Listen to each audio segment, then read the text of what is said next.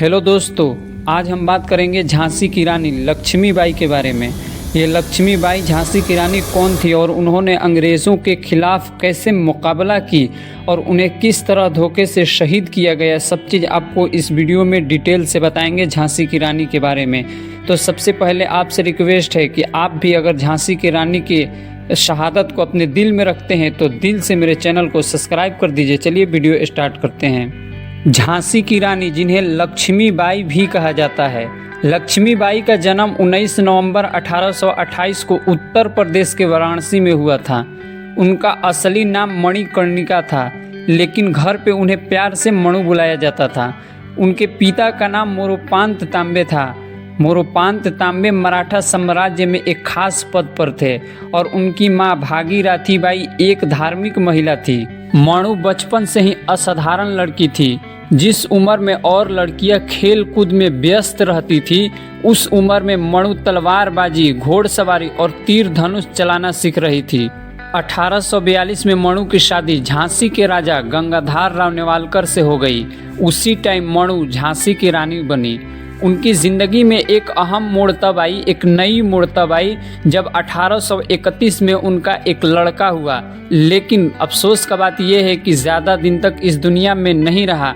कुछ ही दिनों बाद उनका देहांत हो गया। अपने बच्चे की देहांत होने की वजह से राजा गंगाधर राव बहुत दुखी हुए और वो बीमार हो गए। ज़्यादा बीमार होने की वजह से 1853 में उनका भी देहांत हो गया। लेकिन मरने से पहले राजा गंगाधर राव और झांसी की रानी ने एक बच्चे को गोद लिया था, जिनका नाम दामोदर राव था।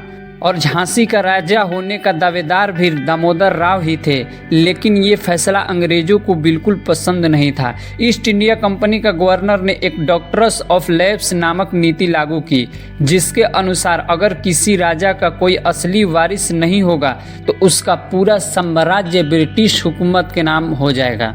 1853 में ब्रिटिश सरकार ने एक घोषणा जारी की, झांसी अब उनके नियंत्रण में होगी और ये महल झांसी की रानी को छोड़ना पड़ेगा। लेकिन झांसी की रानी इस घोषणा को नकारते हुए कहा कि मैं झांसी किसी भी कीमत पर नहीं छोड़ूंगी। और यहीं से शुरू हुआ आज़ाद हिंदुस्तान के लिए सबसे पहला जंग। 1857 भारत के इतिहास का सबसे अहम मोड़ था। ये वो साल था जब पूरा देश, पूरा भारत के वासी ब्रिटिश हुकूमत के खिलाफ खड़ा हुआ। झांसी की रानी ने अपनी सेना तैयार की और महिलाओं को भी युद्ध की शिक्षा दी और सैनिकों में बड़े तादाद में भर्ती की।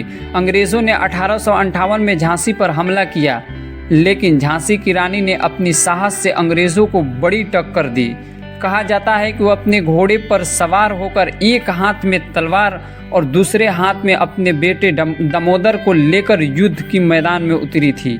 लेकिन जब अंग्रेज़ों की शक्ति सैनिक भारी पड़ने लगी तो झांसी की रानी को झांसी छोड़कर ग्वालियर जाना पड़ा। लेकिन 18 जून 1858 को ग्वालियर के फूलबाग के युद्ध में उन्होंने वीरगति प्राप्त की।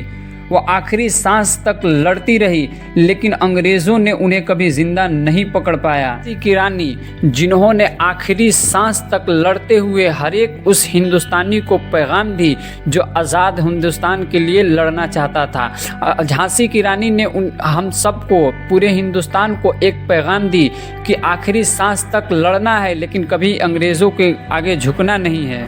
झांसी की रानी एक ऐसी वीर महिला थी जो उस टाइम से लेकर आज तक इतिहास के पन्नों में उनका नाम लिखा हुआ है और हर एक हिंदुस्तानी के दिल में उनका नाम लिखा हुआ है।